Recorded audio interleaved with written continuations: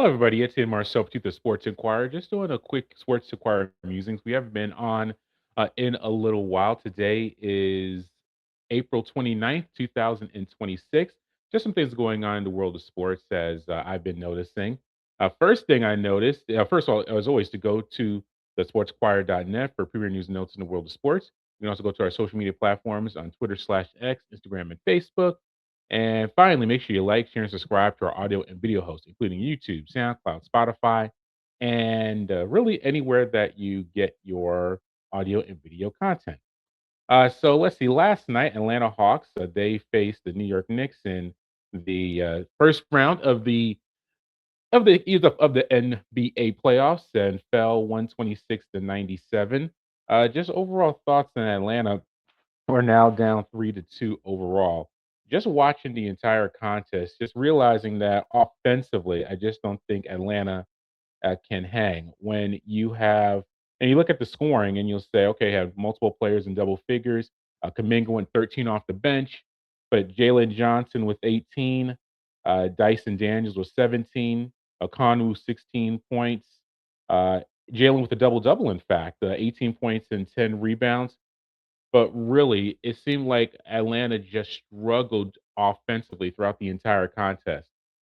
Even Nickel Alexander had 16 points. So you look at it, it's like, all right, multiple players with double digit scoring. But CJ McCollum only 6 points, and he's been the best player for the Hawks in the playoffs so far, which may be a problem with Jalen Johnson, who all star your best player really struggling offensively.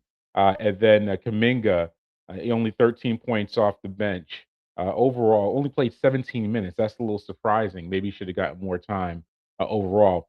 But the Knicks, I think they figured out, and I don't know what it took.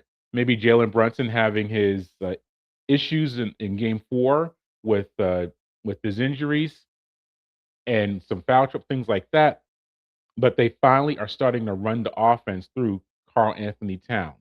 And I know Brunson had 39 points last night and 8 assists and was the best player on the court, which is commendable for him.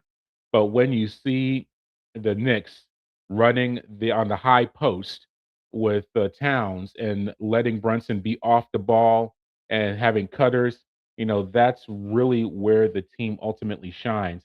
Because as great as Brunson is, as a very good player as he is, when he has the ball, the Knicks offense is very stagnant.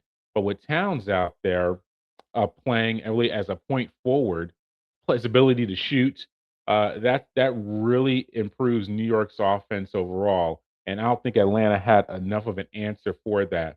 I mean, when Jose Alvarado's getting 12 points off the bench, Towns with 14 rebounds, when he's engaged on both ends of the court, that's really a tough matchup.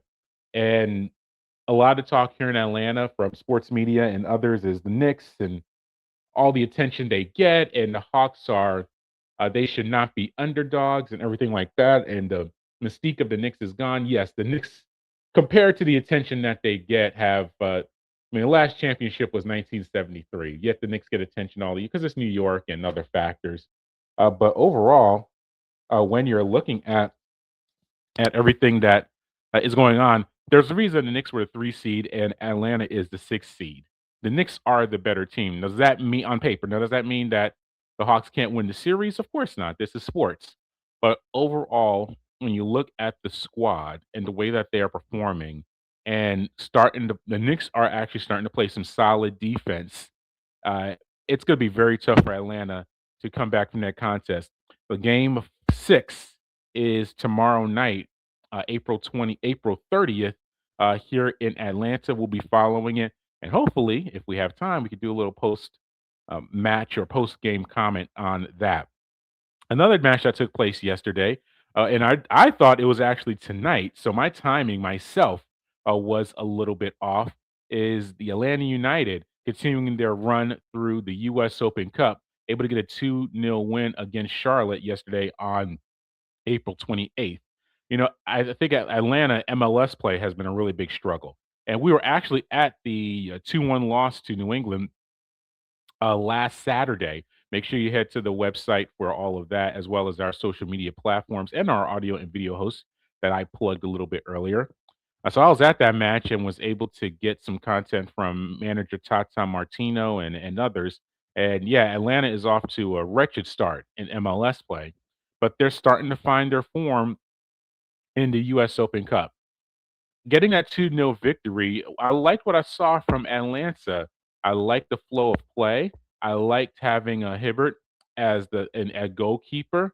I think that he should be getting first team minutes in MLS play. Why not? I mean, Hoyos is not an awful goalkeeper, but I think Hibbert showed last year in his time in his spots with Atlanta as a starting goalkeeper. I thought he was solid, a young player. I think that they need to think towards the future. I mean, we've seen Latte La on the bench. We've seen Saba not getting starting minutes. We've seen Atlanta try different things. I think goalkeeper is definitely a spot that they need to contemplate that. But I mean, Moranchuk, he scored a big goal, nice free kick in the first half. Sanchez scoring as well.